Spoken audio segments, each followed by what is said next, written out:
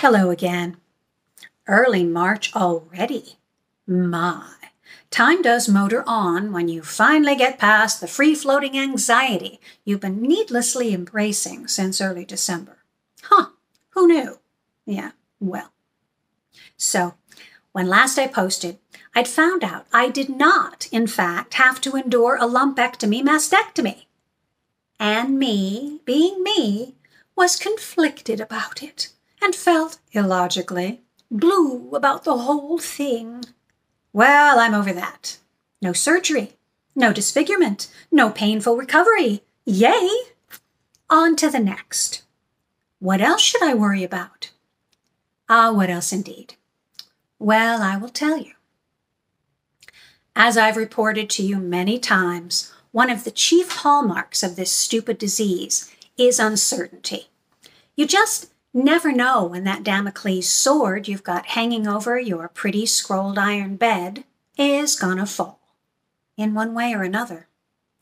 You know you must be prepared for general breakdown, fatigue, nausea, diarrhea, hair loss, brain fog, skin irritation, and let's not forget the return of hot flashes. All delightful.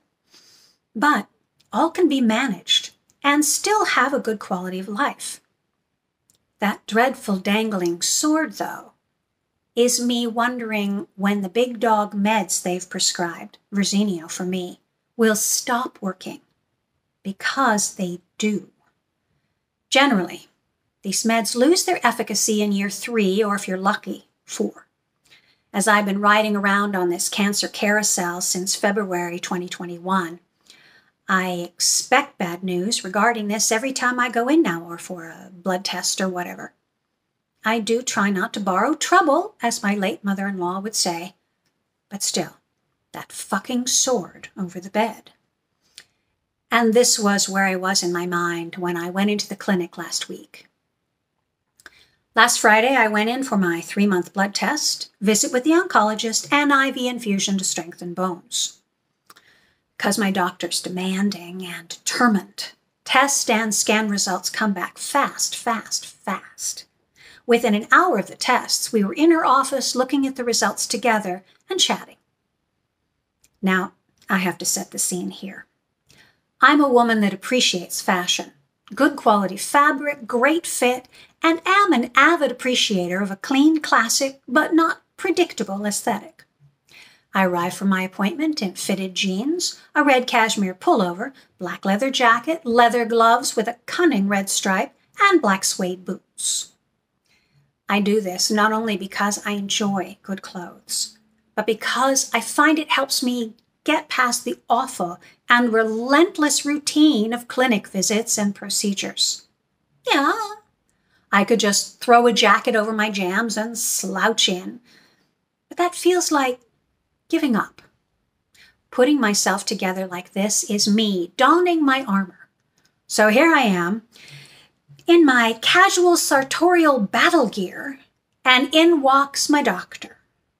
She's wearing the same color cashmere sweater I have on over a pair of black leather pants and black leather high-heeled booties. No white lab coat for her. She immediately exclaims over my look and gives me a hug. We spend the next 2 minutes admiring one another and discussing how much grief we get for our stubborn refusal to go through life looking like little brown wrens. And laugh. We do that a lot. God, I do love this woman. And today, even more than usual. After we'd gone over my test results, all stable, all well within the normal range, she began to tell me about the clinical trial she's been conducting on second-generation drugs for metastatic breast cancer. She reminded me, like I needed it, that the Verzenio would likely stop working soon, as it tends to cease effectiveness after 3 to 4 years. But told me that she had very positive news to report regarding what I'm now calling Verzenio 2.0. There are about 30 such trials going on currently all across the country, and the findings are promising, very promising indeed. While no one can make promises, the findings of her trial suggest patients like me can benefit from these second-generation meds and likely extend our stable status at least a few more years. as I've been responding so well to my current regimen, my fashion-forward, sleek, and sexy doctor thinks I'll be a good candidate for these new meds when mine go kaput. How great is that?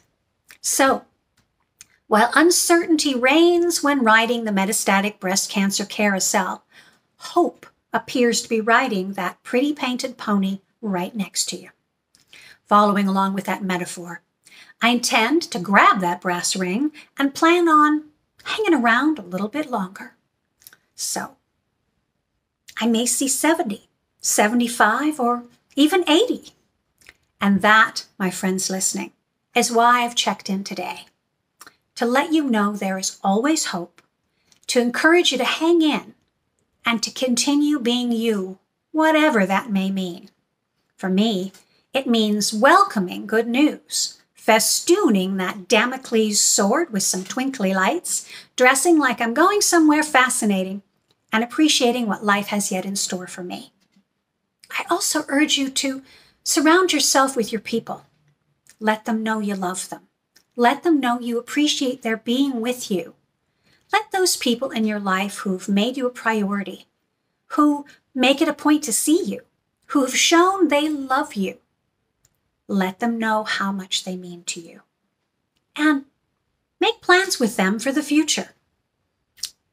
There may be new adventures. There may be new people out there too. I think there might be. Find someone to fall in love with. You may not be heading for the exit just yet after all. Thanks for listening.